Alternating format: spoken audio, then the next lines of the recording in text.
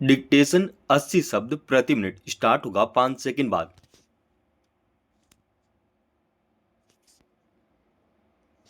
Start.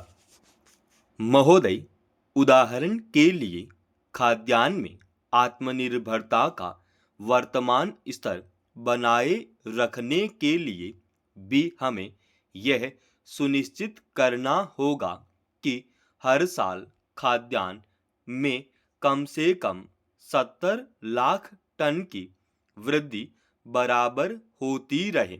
वर्तमान में अनेक प्रकार की बाधाओं को देखते हुए यह स्वाभाविक ही है कि हम अपने भीतर झांक कर इस प्रश्न का उत्तर खोजें कि क्या अगले 2 दशकों में उत्पादन वृद्धि की वर्तमान दर को बनाए रखने और इसी रफ्तार से बनाए रखने की संभावनाएं उपलब्ध हैं अथवा नहीं। इसके साथ ही हमें इस बात पर भी विचार करना होगा कि हमारे अनुसंधान का आधार क्या इतना मजबूत है कि इन भावी चुनौतियों का टिकाऊ आधार पर सामना कर सके। भारत सरकार की नई कृषि नीति को देखें तो आज उसमें यह लक्ष्य रखा गया है कि ग्रामीण भारत में खाद्यान्न और पोषण सुरक्षा बराबर बनी रहे, आमदनी बढ़ाने और रोजगार के अवसर बढ़ते रहें। इस दृष्टि से टिकाऊ कृषि और ग्रामीण विकास के लिए अल्पकालिक और दीर्घकालिक ऋण नीतियां कुछ इस प्रकार की होनी चाहिए।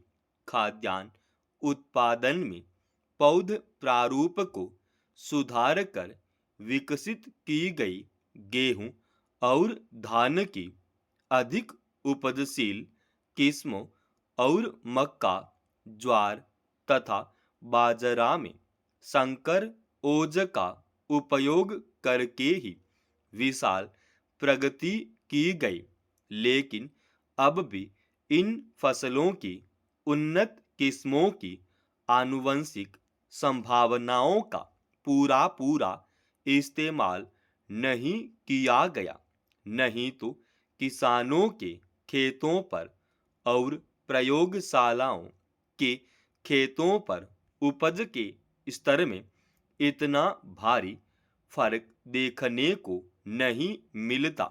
उदाहरण के लिए मध्यम अवधि वाले बौने धान की किस्में 6 टन प्रति हेक्टेयर तक पैदावार दे सकती हैं, जबकि सिंचित क्षेत्रों में इन किस्मों की औसत उपज 3 टन प्रति हेक्टेयर भी नहीं है।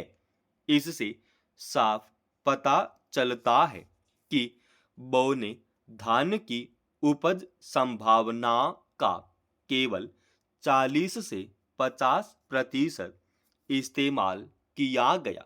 यही बात गेहूं, ज्वार और बाजरा पर भी लागू होती है।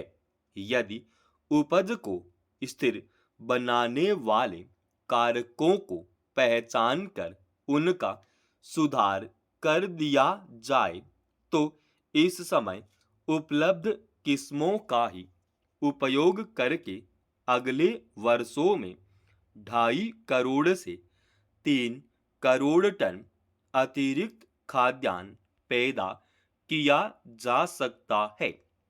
जहां तक बाधाओं की बात है, जैविक और अजैविक दबाव 30 से 35% तक उपज तबाह कर देते हैं।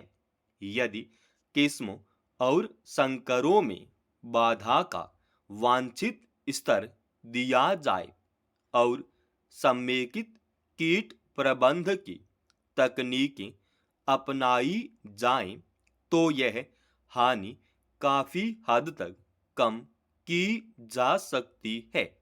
पोषक तत्वों के असंतुलित और कम मात्रा में उपयोग करने, अनुचित किस्मों को चुनने और घटिया बीज के कारण भी उपज की बहुत हानि होती है, जिसे कम किया जा सकता है। इस तरह उपज का अधिकतम स्तर प्राप्त किया जा सकता है।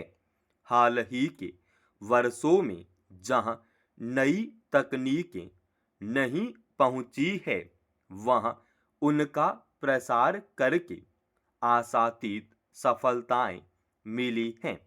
उदाहरण के लिए पूर्वी राज्यों में बोरो यानी बसंत के मौसम में धान के क्षेत्र में विस्तार हुआ है। समाप्त। दोस्तों, रोजाना ऐसे एडवांस डिक्टेशन के लिए इस चैनल को आप अभी सब्सक्राइब कीजिएगा और आज के इस डिक्टेशन का पीडीएफ फाइल हमने हमारे Telegram channel study with HP Soman पर डाल दिया है, जिसका लिंक इसी वीडियो को डिस्क्रिप्शन में डाल रखा है।